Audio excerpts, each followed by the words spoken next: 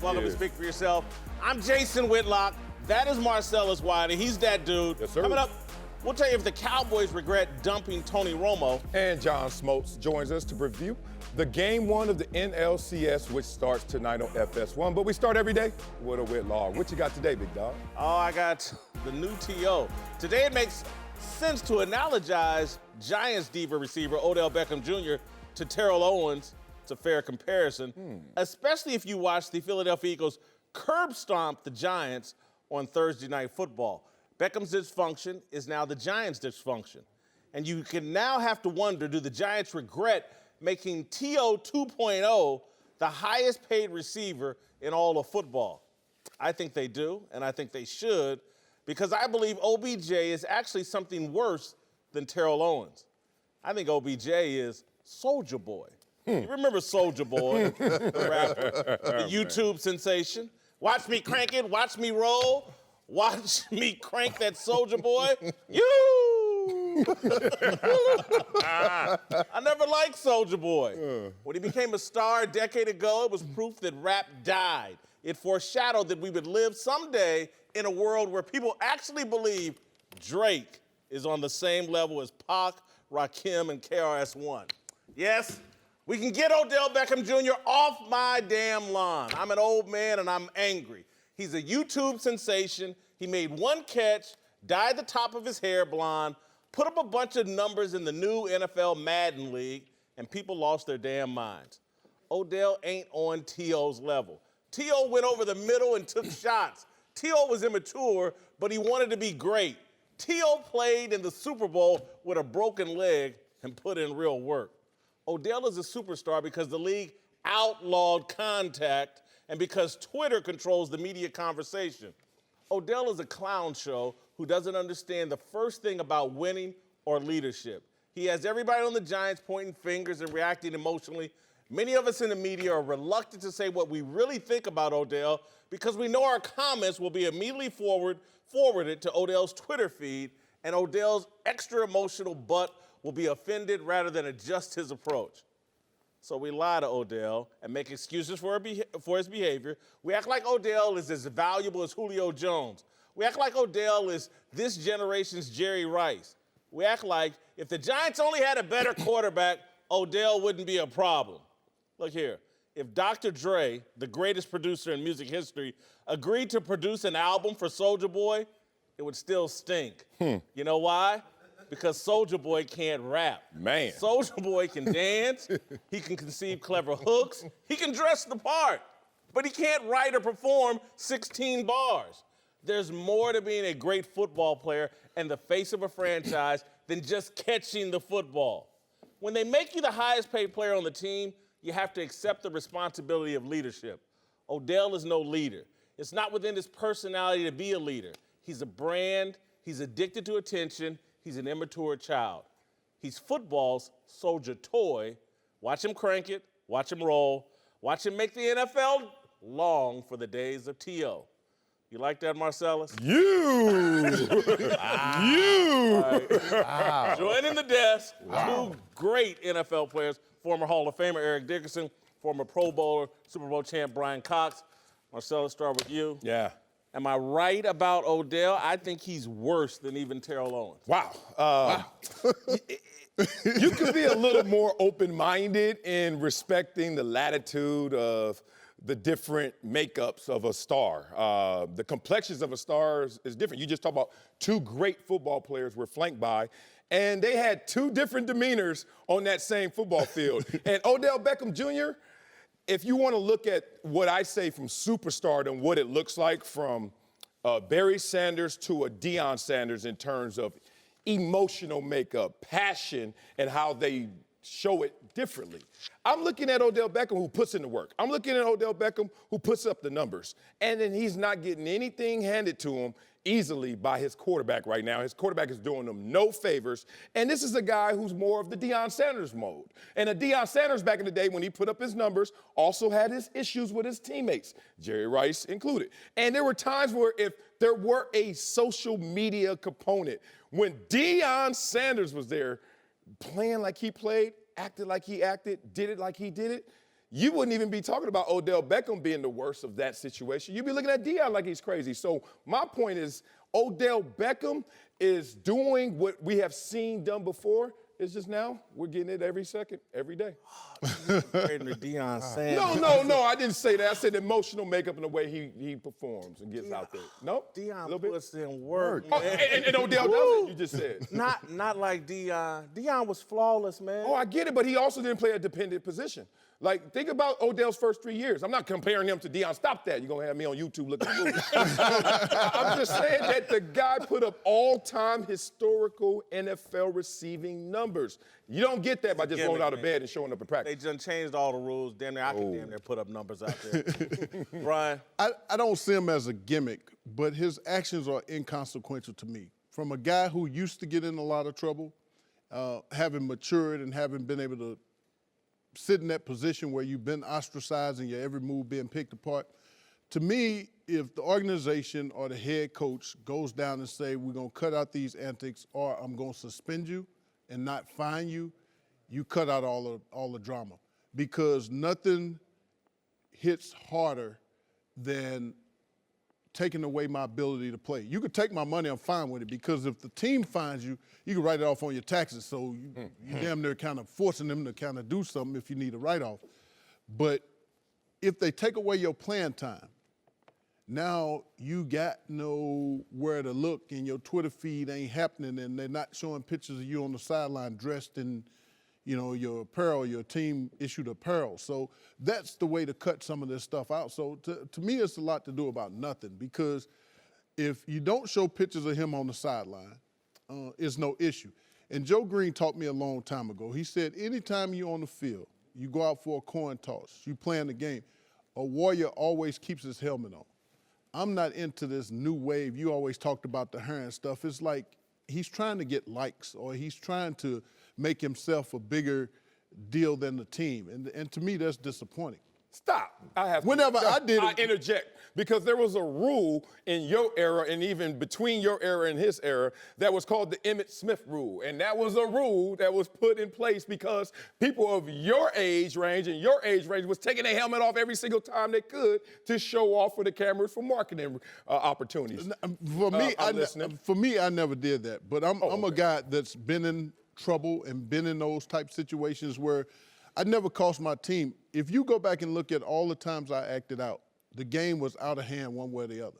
You can't find a game in which the game was close and I went crazy and got a 15-yard penalty. I always knew how to play it, and most of the time when I got upset, it was at my teammates. And so I'm thinking some of this frustration is to do with how he feels about Eli. Well, I think that I like a guy that plays with passion. Don't get me wrong. Deion played with passion. I played with passion. I wasn't a guy that showed it on the sideline like that. That just wasn't me. I did not get in trouble. I mean, that was another thing. I feel like that, look, when you play a sport like football, it's already physical enough. It's mental enough. You don't need to act out on the sideline. I really believe that you're right. It's like I'm trying to get more Twitter followers. I do like Odell, but I don't like the antics. The Giants have divvied up and like, look, we're going to make you, if not the highest paid player in the National Football, one of the highest paid players in the National Football League. But in a sense, you have to know how to be a leader on our football team. And he's not doing that. You talked about T.O. T.O., you're right. T.O. is a guy that came and played hard every time. You might not like T.O.'s antics, but T.O. didn't do this kind of stuff.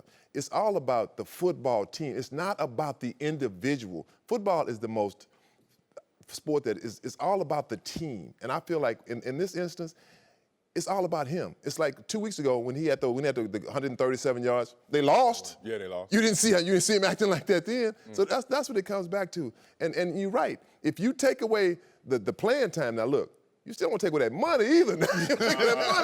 But you take away the playing time where you can't be on television, all of a sudden, suspension, that changes everything. Okay, now I've got to come back and I've got to try to be this kind of guy. But this is who he is. This is who he is.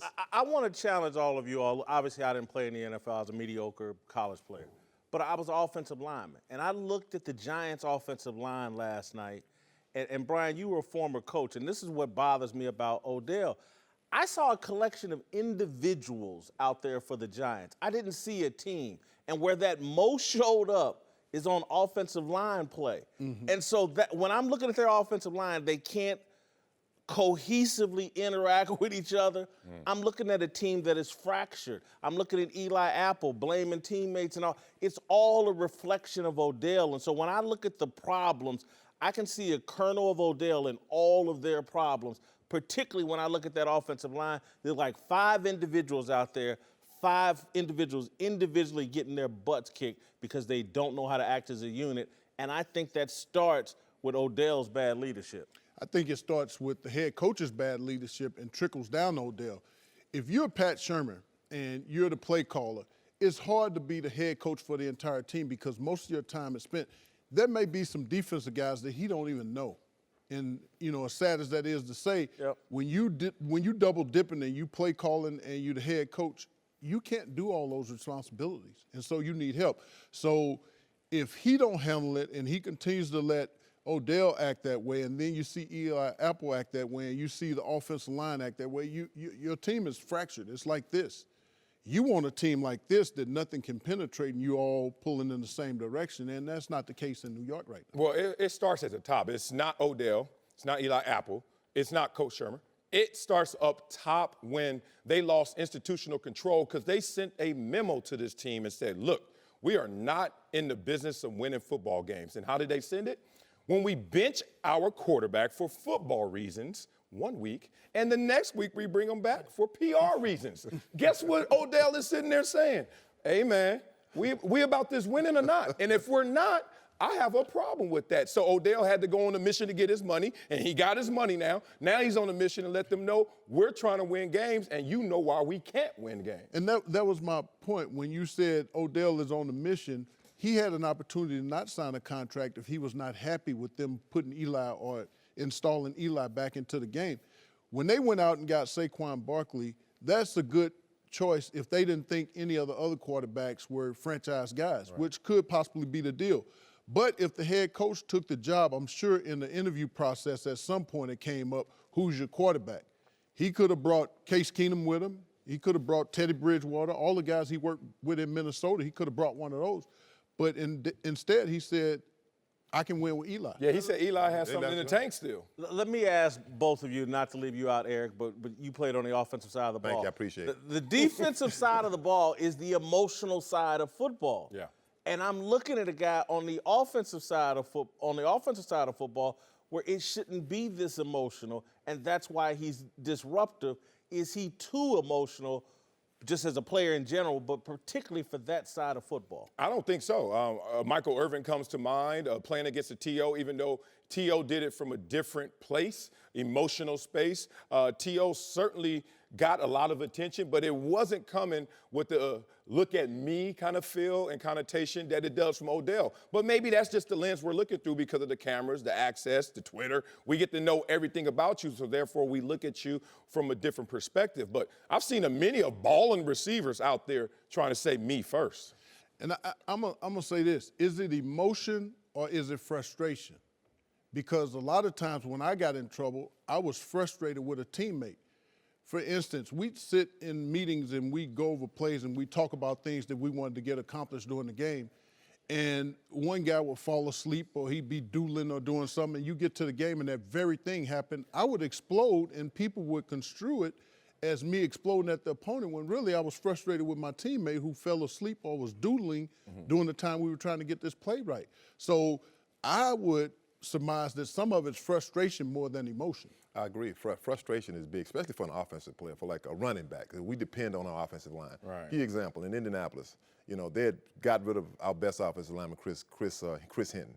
The offensive line was fractured. They put me behind this offensive line. I'm getting killed. And I know you're in there yelling, amen, amen, amen. You know, you don't want to say anything, and all of a sudden they start blaming you. Yeah. Well, you're not running the same. I'm like, it's no holes. So finally I said, you know what it's like? It's like going to Vietnam with a BB gun out there. How about you try that? So it's you just get frustrated after a while. Twitter off. I'm going to say this. No Twitter back in those We'll days. end on this note. Look, just as old as we all are, and Marcellus is just a baby, but you have to be able to handle frustration sometimes with logic rather than emotion. Say it, brother. And so, particularly on the offensive side of the ball. That's what I was missing.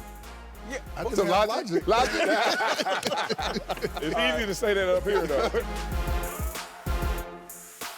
All right, welcome back. Eric Dickerson and Brian Cox are back.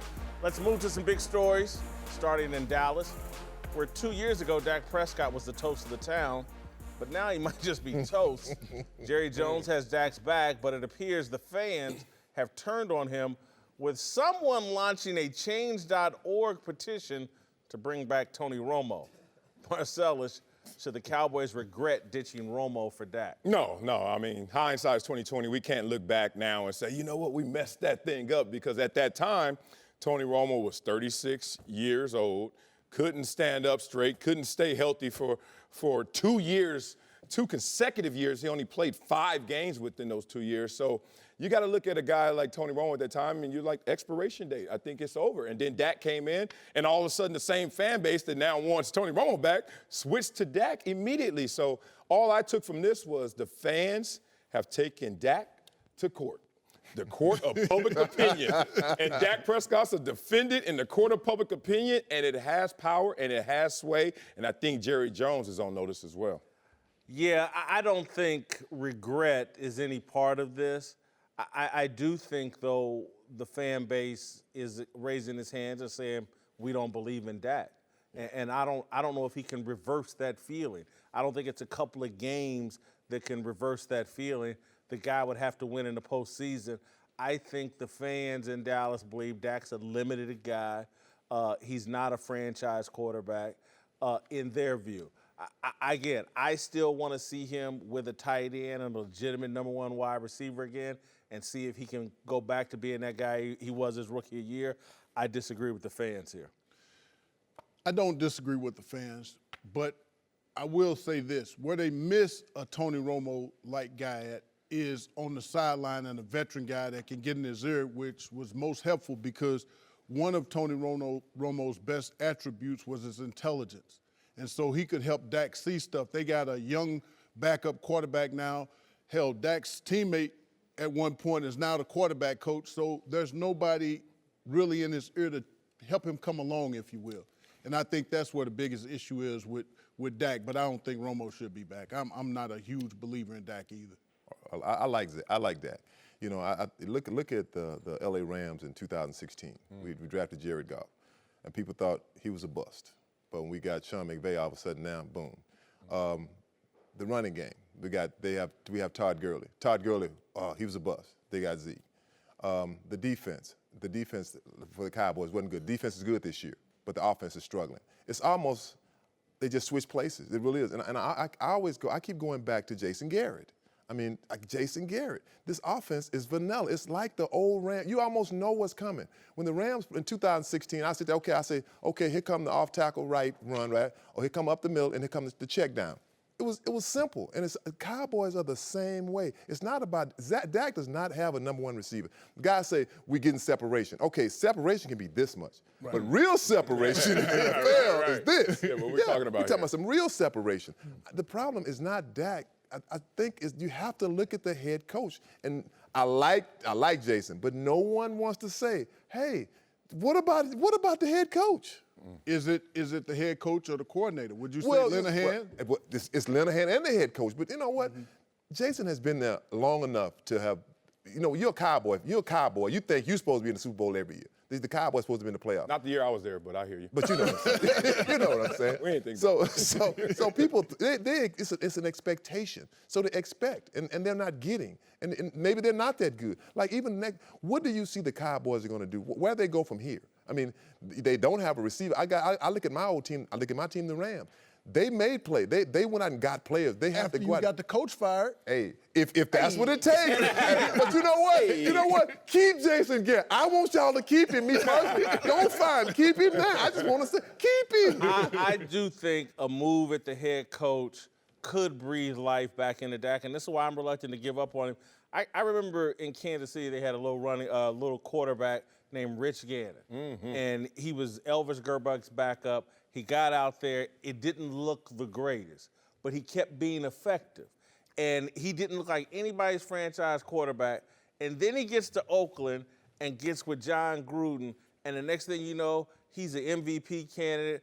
and then he leads with Bill Callahan as the coach. He leads into a Super Bowl. And late in his career, Rich Gannon became a big-time quarterback in this league. And when I look at Dak, I see all those same attributes as Rich Gannon. I just don't see the pieces around him, and I don't see a coach or an offensive system that's making it easy on him. Well, you know, sometimes it gets validated where you got selected. Sometimes, and sometimes it doesn't. Like a Tom Brady 6-rounder, messed that one up. Sometimes a 4th rounder comes in as a 4th rounder should. And what greatness is not getting up there one time. It's consistent excellence. And what we haven't seen from him is consistent excellence. And it's starting to validate the fact that he had his issues coming out of college when you thought that this was a Heisman hopeful. And then remember, he came back and we were like, ooh, that was regression. And then he came out his first year, rookie year, amazing. Then it's been continuous regression. So maybe he's living up to what he actually is and not just that first year. All right, to last night's big story, the Eagles' demolition of Eli Manning and the hapless Giants. The win was by far Philadelphia's best performance of the year, with the offense finally returning to championship form while the defense bottled up every Giant not named Saquon Barkley. Marcellus, are the Eagles back? Oh, yeah. Back, all the way back. They back? All the way back, man. And they needed a moment like this, especially Carson Wentz. Think about what Carson Wentz has went through. And no one wants to talk about this, and I know Carson Wentz is not going to give us fuel for this fire, but I'm going to say it. I'm not trying to win a Super Bowl when I'm not the guy who led us to the Super Bowl. I want the ring, thank you. But Carson Wentz had to watch his backup get the Super Bowl MVP. Carson Wentz is sitting there like, yay, golf claps. Okay, I'm in support. I love it. Now it's my turn again to return to pre-injury form. And last night was the first time we saw MVP form Carson Wentz once again. So he's been in a weird place. They've been in a weird place with the Super Bowl hangover. But are they back? Yeah, because I think everything got ignited. I'm not remotely crowning them. They played the Giants. That's what I'm saying. They played the Giants. With trash. Whoa. Look, Jason Peters got benched last night in the middle of that game. Hold on. The Eagles still got problems. The Giants could have made a couple of plays, just a couple of plays, and that whole game would have been different. Who were the Giants coming into this game? This was the Trash. team that lost to a Carolina team that is very good this year and only lost because of some NFL tying field goal, 63 yards. So other than that, this was a team chomping at the bit, ready to roar, and they got smoked from play one. I'm telling you, 4 sacks on Eli Manning, the pass rush, disrupting the receivers and the timing. They look good all around. I think Philly's back. Man. No, they're not back. No, they're not back. The DBs never got challenged deep in the game, which is where Philly has struggled. Their front has done a good job of sacking the quarterback, pressuring the quarterback.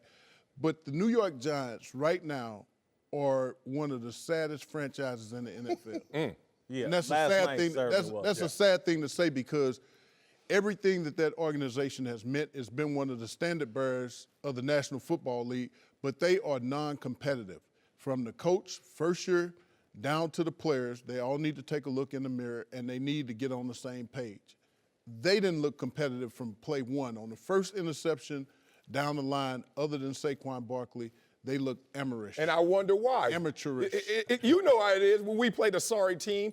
Did they lose or did we beat them? I'm looking at Philly like, okay, you can say they weren't competitive because we beat it out of them. Like, you don't walk into any game and just say, I'm going to lay down. Somebody puts you down. And that's what happened. They put them down. It's a combination. I will give you a combination. They said sacking Eli. We could sack. I think I could sack Eli. I can get Eli right now. And I'm not even a defensive player. Look, are they back? They played an okay game. They played a weak football team, a terrible offensive line. The Giants got a terrible offensive line.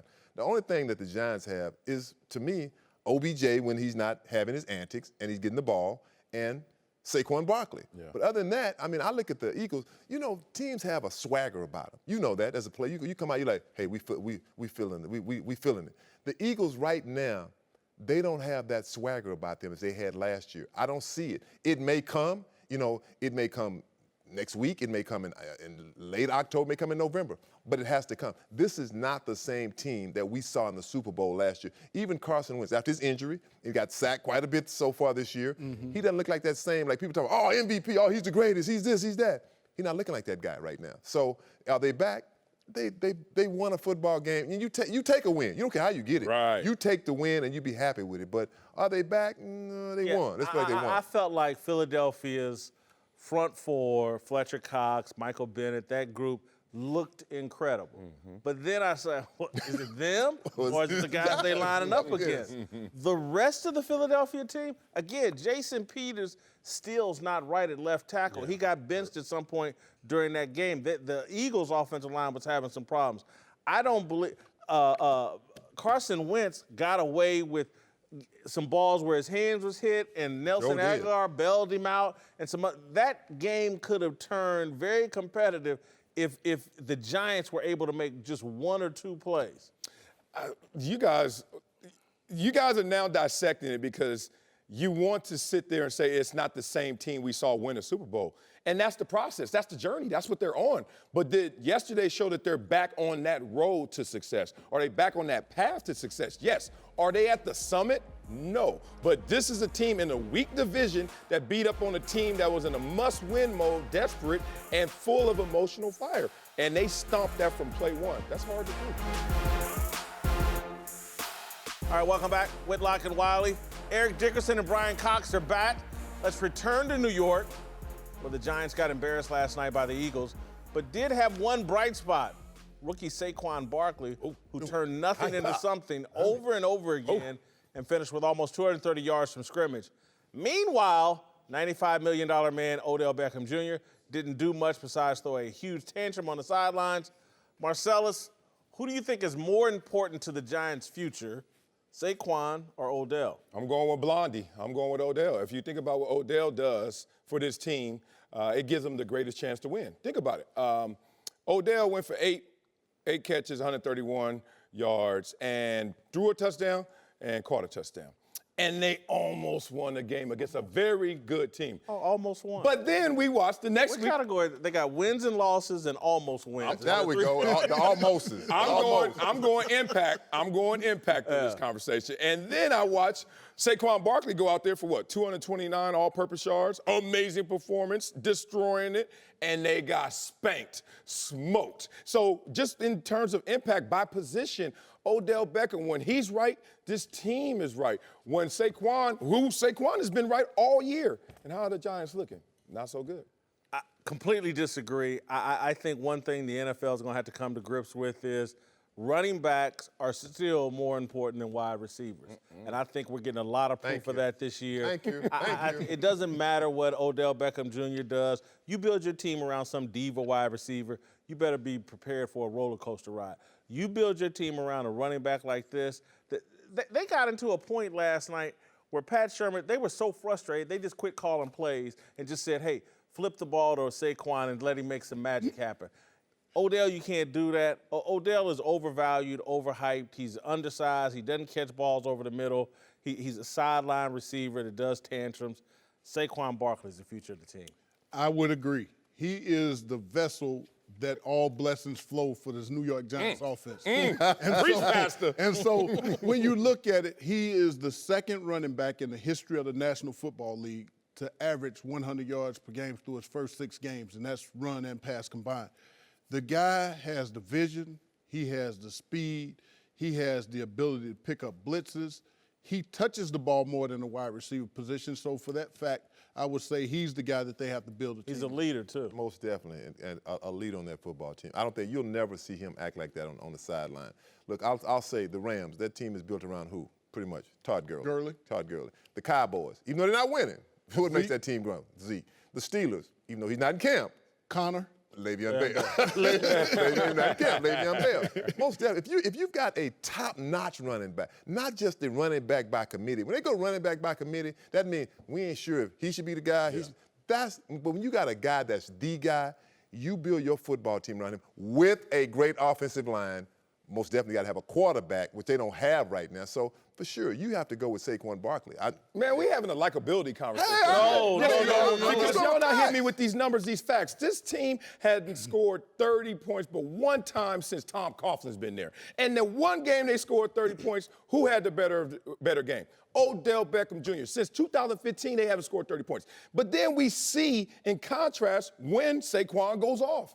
And they have, That's what, every 13 week. points? 13 points?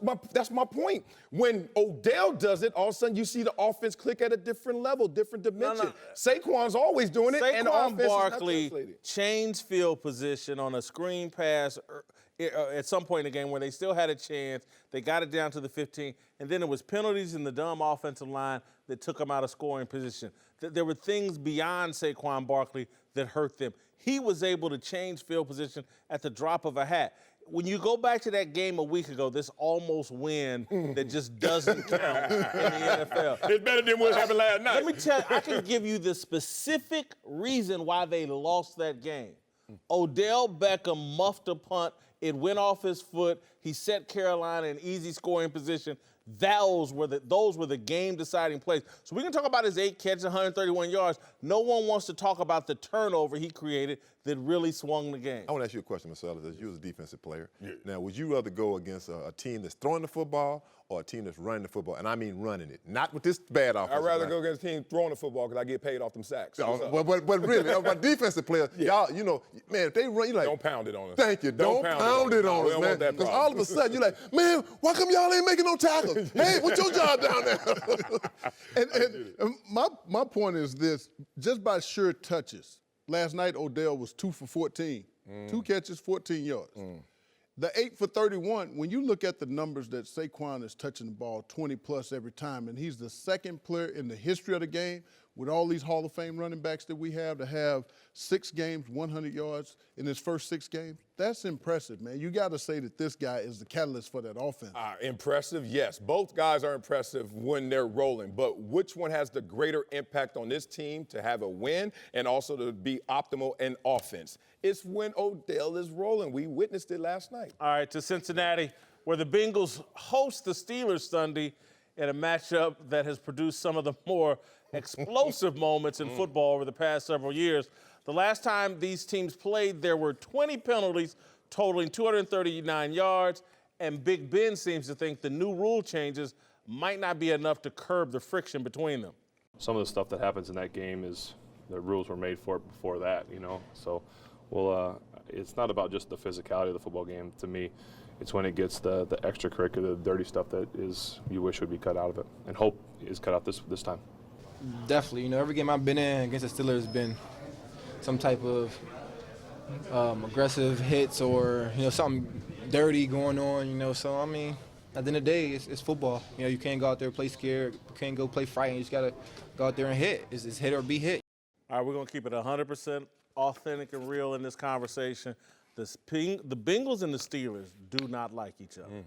And this game feels like when 2 city schools in high school get together and it's like, oh, my God, Mama, you better take your big brother with you tonight. And if anything pops off, run your ass home because you don't need to be a part of that drama. And so the real question here is, because there's going to be a lot of spotlight on this game, will Mike Tomlin and Marvin Lewis control their football teams and just keep it on the field, keep it clean, and not have this turn into a controversial game? I've been there, brother. Mama, can I go to the game? Who playing? Crenshaw Dorsey? Crenshaw Dorsey? Hell no. Good Lord. I ain't going to no Crenshaw Dorsey game. I love my son. So I've been there before. I think this is a situation where both teams have bigger fish to fry, especially Cincinnati. It's time to start thinking, even though you got to go through the regular season, you're off to a fast start, y'all need a meaningful playoff win. We need y'all to do something when it matters most. So you can't get caught up in an alley fight narrative. Like, that was cool when you were trying to prove to Pittsburgh, hey, we're formidable too. We're a real team. But now you are a real team. It's time to show that confidence and walk away and be the bigger man in some of these situations. Because all the little antics and all that kind of behavior that comes back to haunt them and made them lose a playoff game is something that's beneath them and it's behind them. Oh, no. Oh, no? Oh, no. I had this exact situation with your Buffalo Bills. Like, they couldn't stand me. I had FBI agents outside of my room because it was that much for me. When I went to Buffalo or when Buffalo came to Miami, I was looking for blood. And so I understand, I've matured now and I've kind of backed away from that, but I understand what this process is. You go out there and you make them wake up Monday morning seeing your face. That's what you're trying to do in this game. And bad blood makes for great rivalries. I agree with that 100%. And I wouldn't doubt it if it's bounties in this game that you don't even know about. Y'all know what bounties are. Right. They have them out there. It was like when we played the San Francisco 49ers. It's like the Dodgers play San Francisco now. They don't like each other. You know, you want to say, okay, we're going to go out here, we're going to be gentlemen. But sooner or later, some going to jump off. This is football. This is football. Somebody going to hit somebody going to say something, and here we go. Oh, it's like that? Oh, okay, it's like that? So I don't think they can control the emotions. I would intentionally miss a play to hunt a guy. I remember trying to get Andre Reed one day. Can't happen in this NFL, I though, was Brian. hunting him. Brian, it can't happen in this NFL. It can happen, just get fined. No. Right, and we cool now, but back then, oh, man, I would take a play off and beeline directly for him trying to head. I got me a guy like that, too. But, Brian, in this NFL, I guarantee you Roger Goodell, Troy Vincent, they've told this officiating crew. Call me on Monday. Just remember, Juju Smith-Schuster got Burfict the last time these guys played. Got him. Burfict got Antonio Brown. There's so much bad blood between these teams. We've seen Joey Porter on the football field trying to get into it. If this goes wrong for Tomlin and Marvin Lewis, there's going to be some heavy fines and maybe even suspensions. This could be a bad look for these guys. It's on these head coaches, man, to go to their Brian Coxes and calm them down. Ain't no head coach in this league Exactly. so come to me and tell me when I got an extra grind, don't do it. I agree with you. I agree, 100%. It ain't happening. So the thing that I would encourage them to do is say, hey, listen, okay, I know you got that extra grind, but let's get a lead in the game and then you can go take care of your business. Let's keep it to a minimum. Let's keep it to a minimum. But ain't no way. I don't care about no fines. But do you care about the game? See me on Monday. You care about the That's what I'm score. saying. Let me get a lead. If you come to me that way, I'm like, okay, I can do that. But I'm going to get that guy. But what if you get fined and punished and suspended and you're not there for the next game? The next meaningful game. You don't care. And you mad at Odell saying he's selfish. I don't but care. then you got to ask the grind. It's all about Brian Cox. I can admit that. That's one of See, my that's a big man. That's So Odell admits that he's One- selfish is fine. One of my weaknesses is I'm stubborn, and when I make up my mind to do something, it's hard to change. Now, my wife has helped me with it. But if I say I'm going to get somebody, I'm going to get that something. So let me ask you, you ever had any bounties? Yeah, I didn't have some. There you go. I knew it. I knew that one out there. I knew it out there. And so We want to say the right thing, but I'm just being real. No, I appreciate the say it. transparency of it, Yeah, I've but been- I'm just for Burfict. Yeah. His career, his next suspension will be very lengthy, and so if he's got that mindset that you're talking about, Brian, it'll go beyond this game. He could end up. They could suspend him for 8 games. Who knows what? As many times they suspend him, which will hurt the team down the long road. And if it happens, I'm just telling you, there will be some fine levied against Marvin Lewis, I think, as well. And if anything goes wrong with Pittsburgh, they're going to come for Tomlin, too. It's a bad look. How can you fire the coach? They can't control what a player does. Fine. That's what I'm saying. How can you fire Man, the two coach? brothers out there coaching. Think about man, this. they You got to think control about fine this, them Jason. If a guy has done something, say he takes a cheap shot at you, not does it once, twice, but 3 times in a game, you just gonna say, "Oh man, that's cool. I No don't problem. wanna- I don't Oh wanna man, get we suspended. good." I'm It's getting that something, Oh, man. I'm gonna get you. At I'm some gonna get you. point- At all costs. At some I point, might meet you on the bus. At some point, the Exactly. Steelers and the Bengals have to acknowledge, Yeah. hey, man, we got to tone it down. No, because what people are missing is you're not looking at this guy trying to take my knee out. You're not looking at this guy trying to effectively end my career, because they chop block. They can set you up with chop blocks. There's many things that happen during the game that people don't see, and it becomes personal. It's like you telling me that you're gonna find me and this guy that tried to end my career 3 times. I'm getting that dude. Lord help us. I can't wait to see this game. All right, welcome back. I'm Whitlock. He is Marcellus Wiley. Let's move to the NLCS. We're joined now by one of the guys calling the game tonight, Hall of Famer John Smoltz. John, do you think Clayton Kershaw will use the NLDS Game 1 snub as any motivation tonight? Well, I'm sure he'll use whatever he needs to. Clayton Kershaw has had to deal with the postseason questions that we don't ask about him in the regular season. But what he has done and what the Dodgers have done is won 10 of their last 12 that he's pitched. So I think he's answered a lot of questions as he's gotten older. He's dealt with some injuries. His innings have been limited. And I think he's the freshest part of his career when you think about all the workload leading up to it. So he has tremendous motivation. And certainly Game 1 starters know how important it is to get off to a good start, especially on the road. Yeah, delivering it tonight, it would be amazing towards him exercising those postseason demons. But have you ever been able to put your finger on why Kershaw does seem to be different postseason time?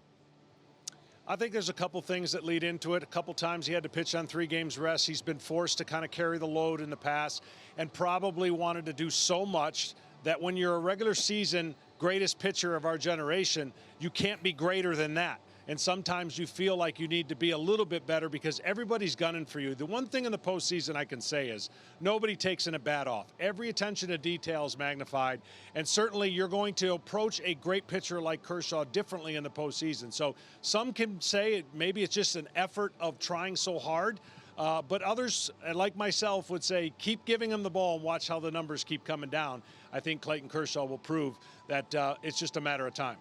John, Christian Yelich is a favorite for the MVP. He's also one of the few guys that has consistently had success against Clayton Kershaw. Will that success be any factor tonight? Oh, absolutely. It'll when you're a starting pitcher, if you're like most people, you circle the guys you don't want to beat you. And typically left-handed hitters aren't going to do that well against Clayton Kershaw. And you mentioned Yelich has. I watched every at-bat. And I would think that he's going to change up his repertoire just a little bit to get him off balance because this guy is having the MVP year. He's carried this offense, especially in the second half, and you just can't let him beat you. The Milwaukee Brewers basically have a top-heavy lineup. So Clayton is going to look at that top-heavy lineup, and I guarantee you he's going to circle Yelich and say, he cannot be the guy that beats me.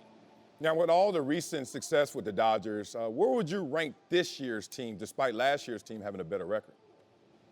Yeah, it's interesting. I think their depth is much better offensively. I think they can beat you on the bench. They can beat you in the starting lineup. Of course, they hit a ton of home runs. I think they can get a little bit better situational hitting.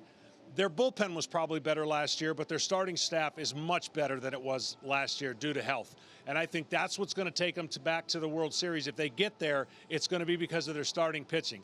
I know analytically everybody likes to mix and match and throw a bunch of pitchers in there, but you watch the Dodgers innings out of the starting rotation will differ than it did last year. And I think that could be the difference if they are going to keep advancing. All right, Manny Machado's a problem. Anything Milwaukee can do to slow him down? They got to find a way to keep getting him to chase and be aggressive. Early in the series against the Atlanta Braves, he was chasing out of the zone, and it did not look good. He did get some big hits in the last game, but I think if you're facing Manny Machado, you want him to be able to get himself out. Because the lineup's so deep and long, you have to pick and choose who you're going to try to pitch. If the count doesn't go in your favor, that's why the Dodgers are so good. They walk. So they hit homers, they hit, and they walk, and they're not super aggressive out of the zone. Not many people picked this matchup coming into the season, and now you're seeing the Milwaukee Brewers with a huge turnaround. What's been the biggest reason? Well, they have a lot of confidence in their club. When they made the moves they did in the offseason, their offense, of course, is benefiting from that. And they went out and made some more changes and really solidified that depth that they now can mix and match. But it's their bullpen. If they're going to win the World Series, and if they're going to win this series, their bullpen is going to be absolutely huge because it is one of the best. I think it is the best in baseball right now. They need enough depth out of their rotation so that these guys, the longer the series goes, doesn't get worn out. That's the problem I see when you have this many arms per game you're going to try to pitch. But they're dynamic, they strike you out, and they can mix and match with the Dodgers' depth. So it's going to be a strategy kind of eccentric series.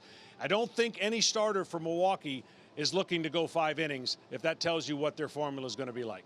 John, I don't want to put you in a bad spot having to call the series, so I won't ask for a prediction. I'm going to ask you, do you think one team in this series has an advantage that maybe might lead them to winning the series?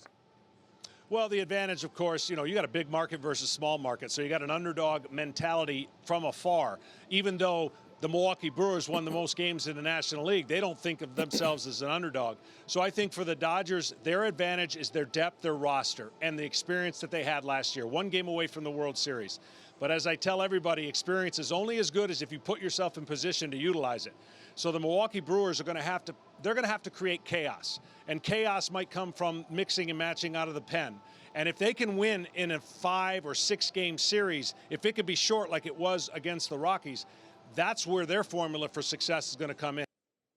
I think it just adds to the value of what the Dodgers have been through and what they have. So this is going to be one of the most intriguing, because market theme is going to be thrown out there, us against the world, Milwaukee Brewers. I think this is going to be an interesting one to sit back and think along the lines with the manager and his strategy. I'm looking forward to it, and I'm certainly looking forward to prototypical starters against a wholesale staff of bullpen that Milwaukee Brewers are going to utilize.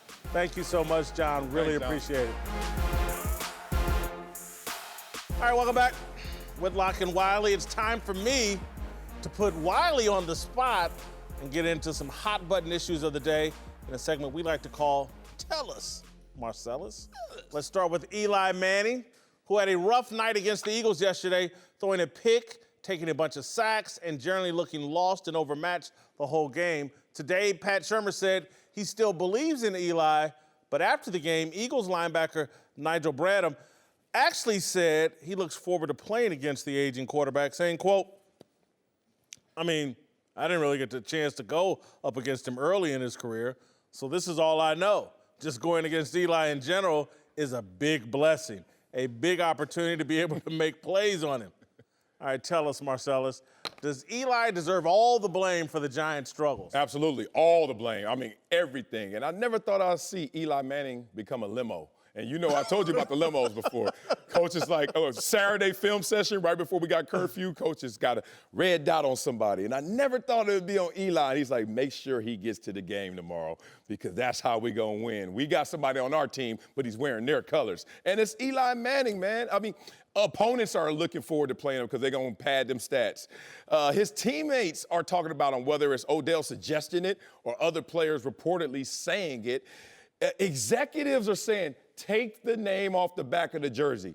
He's horrible. That's what executives are now going on record saying. So, yeah, Eli Manning, man, he's stinking it up to a place where everyone's seeing it. Man, y'all put me in a position where I got to defend Eli Manning, and I'm going to. All right. Because I'm just going to, Nigel Bradham and all these guys talking smack, this is weak. This is coward. You know why they're going after Eli? What? Because he don't wear one of them 70s or 60s up front and can actually touch them the next time he sees them.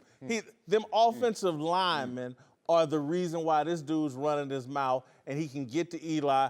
Again, I'm not saying Eli's great, but when you have that little time to throw the football, that's what gets defensive players excited. So I'd rather hear Nigel run his mouth about them big guys up front and say, man, I can't wait to see them next time. But he won't say that because they can lay hands on him. Eli's a quarterback. He can't. Well, he's looking past him because he's like, even if you do lay hands on me, Eli ain't going to get rid of the ball. Eli's not going to make the right decision. Eli's not going to do the right things. Every single Why are you saying that, man? This dude got 2 Super Bowls. Oh, so that's how we play it? No, look, when I was sorry, I was sorry. I could not hang up all pros on the years I was sorry. Like, that's then, this is If he now. had time to throw, he would look better. Oh, no, Jason, you know football. Once he is off script, once the first read is off for him, you know what happens? The play is dead. He validates why there are 2.0 quarterbacks coming. He is the validation. He is one of the changing of guard, one of the last gatekeepers of the stand in the pocket to be a pure pocket passer. That's dead for one reason. These moments when the play breaks down because he can't move. He's standing in the Bermuda Triangle. There is no pocket. All right, to another team with a lot of drama this year, the Steelers, who have been dealing with noise around Le'Veon Bell's holdout and Antonio Brown's annex during their disappointing start to the year. Now Steelers legend Hines Ward says he finds all the off-field drama is embarrassing. All right, tell us, Marcellus, do you have an issue with Hines Ward's comments chirping in here. Yeah, I do, man, and it's sad. Look, this is a tough job. Once you, a former player, come up here and now have to talk about the game, Hines Ward in his position, it's a tough place because there's a lot of traps out there. And one of the traps is to forget where you came from. And it's interesting that Hines Ward fell for the trap that most of us, when we retire and we become broadcasters, we become better players. Wait a minute, how that record changes the farther you get away from the game, and we become perfect citizens. Because Hines Ward had his issues, and he played with guys who had issues. Big Ben was on that team. Joey Porter was on that team. Antonio Brown was on that team. James Harrison, my dog, was on that team.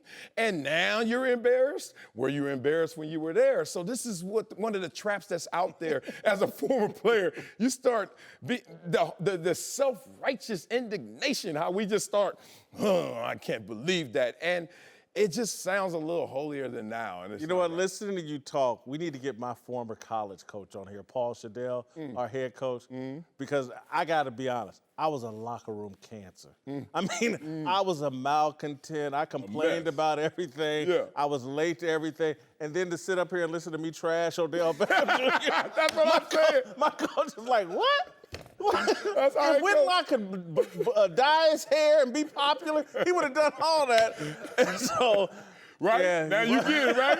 I'm saying, it's traps out there. This dude fell for it. Like, it's a temptation. And it's crazy. People come up to me on the streets, oh my God, you were amazing as a player. I was like, I was all right at times, and sometimes I was really good. But it just gets grander when you leave the game, your playing career, and you start looking at things in a grander scope like you were better than that. You used to do the same things, if not worse. So that's why I don't like stuff. Yeah, I was a headache. Yeah, I was a headache. I can tell. 1.0 my first semester. The coaches were livid. All right, finally, let's move to some NBA drama where Jimmy Butler's feud with the T-Wolves has reached a fever pitch.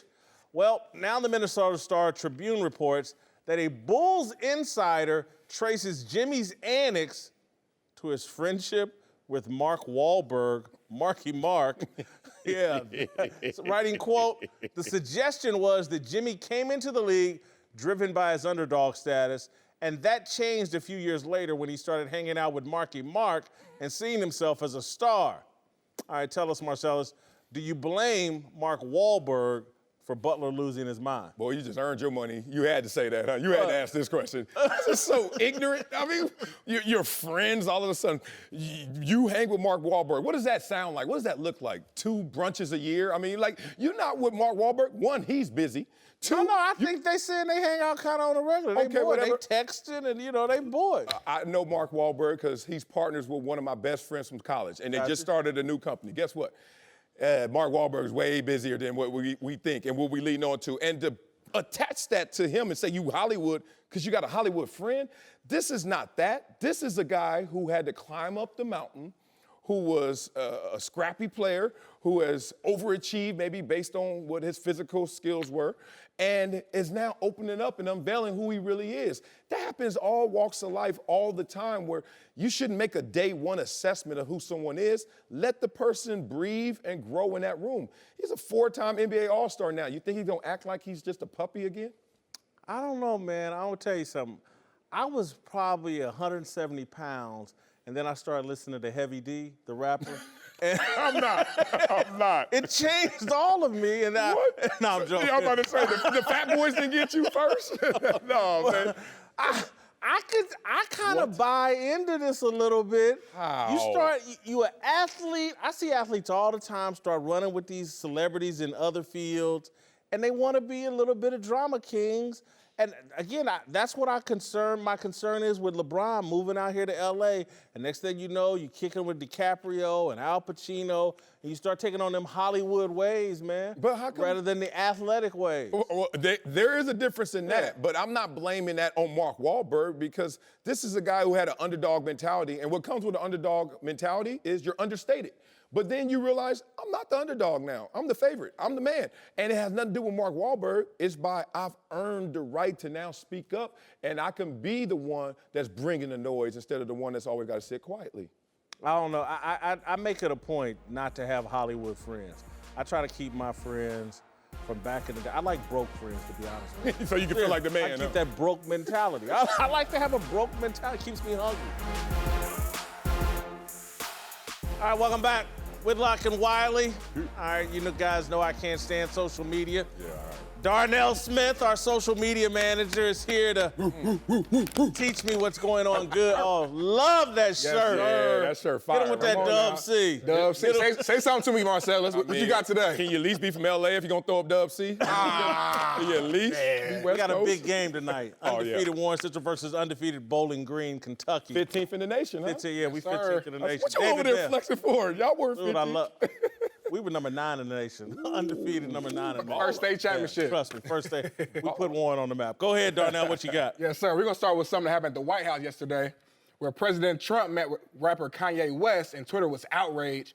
But former NFL player Herschel Walker defended the meeting, tweeting, quote, "Went to bed appalled over Don Lemon's despicable behavior, laughing at Tara Satmeyer and Bakari Sellers' awful remarks about Kanye West's visit with Donald Trump. Woke up wondering why CNN doesn't take all 3 off the air." Y'all like Herschel sticking up for Kanye here? I don't have a problem with it. I don't have a problem with anybody being authentic with their beliefs. And I do think we got to move beyond this stage of ridiculing people we disagree with instead of engaging with people we disagree with and trying to offer them your perspective to see if it moves their perspective. Exactly. That's what's most disturbing. It's not so much that someone disagrees with you, it's the fact that now we have closed our ears to that disagreement. And then we ridicule the person on the other side, and that doesn't bring you any closer, no different enlightenment, no necessary level of engagement. It's just look at you and everyone pile on that. And then guess what that person's over there saying? Well, then look at you and everyone piles on that, and we don't move the ball up the field anywhere. It's crazy. Yeah. Don't know. All right, what's next? Yeah, I know y'all remember LeBron's new HBO show, The Shop. Well, a new episode comes out tonight, and LeBron's definitely excited about it, tweeting, "Can't wait for y'all to see episode 2. It's beyond what you can imagine." Let's take a look at the trailer. Rap purists and people who just love confrontation, they love to say, "Hey, man, there's no rules," but there are rules. I'd rather fail being who I am than fail being somebody that they want me to be. I'm telling you. We have to fight these battles, so hopefully your daughter won't have to. I had like terrible haircuts for a huge portion of my life. We've seen you as the kid pictures. I had the round lineup going into the ice pick. Y'all gonna be watching this? Yeah, I'm gonna take a peek. You know, I'm hoping that it's gonna be better than the last episode, which I did not like. But I think when they move you to Friday night, that's not a good sign. That's not a good sign? That's not a good The premiere was on a Tuesday. Right. Friday night, everybody's gonna be out in the club, kicking it. Yeah. I don't think they worried about where Drake and LeBron whining about how terrible America is. We had to overcome everything, drinking this wine in a barbershop. That ain't how I want to start my Friday night, but I'll take a peek. Yeah, I'm Shaq at the free throw line. I'm 0 for 2. I'm not watching this one because I ain't watching the first one. I don't like barbershops, and I know that a lot of times people want to pull my black card. I ain't got 3 hours for $30 for you to talk about sports. I do that already. And then I shave my head on purpose because I don't want to deal with it. And then, I don't know, man. It just doesn't seem like it's high-level thought. It's just a great social commentary, which is cool, but I'm not like chiming in on everybody's conversation. You know what? I'm not trying to hear that. I got a suggestion for these guys, for Drake, LeBron, Maverick. They should watch this show. Yeah, we Get talking some about something. intelligent thought, diversity of opinion, Yeah. everybody getting along, even when we disagree. They should watch this show. Yeah. Maybe we should change this to The Shop. Yeah, I'm going to binge watch it. The Shop. I'm going to binge watch it. When they're all done, then I'm going to catch up on it. All right, Darnell, what's next? Yeah, meanwhile, going with LeBron's new teammate, Lonzo Ball, who's back on the court making his season debut coming off the bench Wednesday night against the Warriors.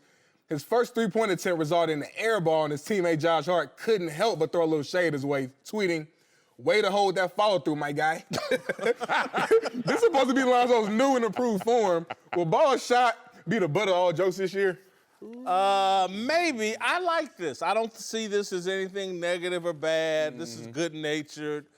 This is what you definitely do in a locker room, and they're giving you a little peek at that. I don't read anything into this. And I have to admit, I thought Lonzo physically looked better on the court. Oh, yeah. And so I actually have a little bit of hope that, he started with an air ball, but he'll be catching the rim by mid-season. He catching the rim. getting the rebounds and you ain't even got to jump. Wow, Right back at you. Chill out, Lonzo. Ricochets. Hey, you know what's crazy? One, he's going to start making them because, look, he's out there nervous. All the conversations about his new shot, his new form, and he hadn't played in like 6 months. So, yeah, I expect. First shot, though, I was laughing. Even Mark Jackson on the broadcast was like, Dave, do we really need to talk about how good his form looks? He out there causing wind tunnels. So, look, get better, Lonzo, and I know you will. Darnell, what's next? Yes, sir. Moving on to the NFL and a debatable penalty call on T.J. Watt. He was fined over $20,000 for a roughing the passer penalty on Sunday against the Falcons. New York Post writer Andrew Marchand questioned the NFLPA, tweeting, "How weak is the NFLPA for ever agreeing to any CBA that would make this possible?" Does he have a point? He has a hell of a point. I saw this tweet.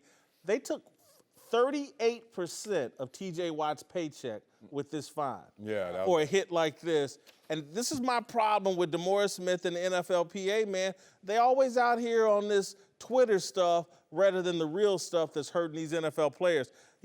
38% of a man's check for that? Are you kidding me? Yeah, but is that an NFLPA issue when the competition committee says, "Hey, we're gonna change the rules, alter the rules to a place to make the game safer"? Like, who's sitting there on the other side? Who's adversarial to that? This is a bad play. This is a bad call, and he shouldn't be fined. But to attach it to the NFLPA, isn't that a stretch? If they taking 38% of this man's money, I want my union to say, "Hey, man, this is over the top." Okay, maximum fine based on salary. Earnings. Yeah, based on earnings. I'll give you that, but the NFLPA, it's just umbrella like the NFLPA is sitting there saying, we were in support of making the game safer, including this. I think they were saying make the game safer, excluding crazy stuff like that. All right, last one. Go ahead, Darnell. Yes, sir. Yesterday morning, I got up early to watch First Things First, and our guy, Nick Wright, had an interesting take on the Browns and where they could finish this season. Take a listen. I just think they have enough talent. And because maybe they could have 4 wins right now. But 2-2-1, you're fine. Like in the AFC and the AFC North, even with Cincy at 4-1, you're fine. So could they win 9 games and be a playoff team? Absolutely they could. Is Nick Wright on to something here? I do think, and I've heard Cowherd make this point, like, man, Cleveland's got a serious defense. Yeah. Serious defense. Maybe the one of 2 or 3 best defenses in the league. But 9 wins seems ambitious when you've already given away 2 and you play in a brutal AFC North. But I understand where Nick's coming from. Yeah, I'm looking at the standings right here in the AFC, and it's interesting. Only 2 teams have fewer losses. There are a lot of them log jammed at 2 losses like Cleveland and 3 losses, which is helping their cause. I thought they were going to win 6 to 8 games. I could give you 9 because I didn't expect them to be at this point this fast. So, yeah, and it looks like a suppressed AFC in terms of records. So, division leaders out there with 3-2 records, and Cleveland has a 2-2-1 record. So, yeah, it can happen. Already thrown away a couple of games. I just don't think you can get those back. And if they win 9 games, they better give Hugh one of them John Gruden-like lifetime contracts if he gets them to 9 games with a rookie quarterback. Yeah. Great job, great shirt. Yes, sir. Go Warren Central, Ramir Elliott, David Bell, Jaden George. Who are they? Great. Remember the names, Marcellus. Remember the yesteryear or now? David Bell's going to be an NFL superstar, man. Love it. Okay. All right, today we're talking about Odell Beckham Jr., who looked bad on and off the field, catching 6 balls for 44 yards and headbutting a fan during a sideline meltdown. I'm not very high on Odell these days. I have him at a total of 66. His job performance right now, 18. All-time greatness, a 16. Respect. Authenticity at 22. I think he's very authentic, Marcellus. I think he is who he is. Yeah, who he is. I'm a little down on his character at 10, and that's why I have him at a total of 66. He is a solid role player right now, not quite an all-star. Odell Beckham Jr. is a solid role player. An approval rating, Give me the character. Like, explain further the character issues. I think I saw him in bed with drugs and a young woman. I knock him down. You think you saw that? I think I saw that. I think I saw it over Instagram. Goals. And then I... Hashtag. No, let me stop. I got a kid. And then I think I saw him on a boat party before a playoff. For real goals. Playoff prep. playoff game, Tony and they Romo lost, style. and he played terrible. That's poor. His lack of leadership in that locker room. That's poor character. Lack of leadership. Yeah, lack of leadership. Let me give you some real numbers right here. I give you some all-star numbers for Odell Beckham. 21 on job performance. The guy has NFL historical numbers on pace. How's he playing right now? How can he be at 21 right now? His numbers are trash. Worst of his career. Eli took 4 away from the 25 I wanted to give him because the dude is so good. All-time greatness, already better than most in terms of you won't forget Odell 3 Beckham. seasons. Hey, man, that's on him. He did that. Character, 17. I'm with you. I'm with you, but not as far as you go. I'm not respecting. He's not The been in blonde trouble. hair, you go with the blonde hair, that's a character flaw to Look, me. he's only guilty of getting attention. And that's a you problem. Stop staring at him. This dude is a superstar. And last but not least, authenticity, 16. And that's a drop. Last night was a lot. I don't like dudes trying to project and produce like I'm passionate. Like, everyone look at me. Oh, I care more than them. No, you don't. Don't do all that stuff, bro. I've been in the locker room too many times, seen that fakeness. So I get it, Odell. You want it. Everyone else wants it too, whether they're sitting there yawning or they're sitting there grinding. But his is a little production at times. You got him at a 72, only 6 points higher than me. You act like there's some great disparity. But it's a big difference in title.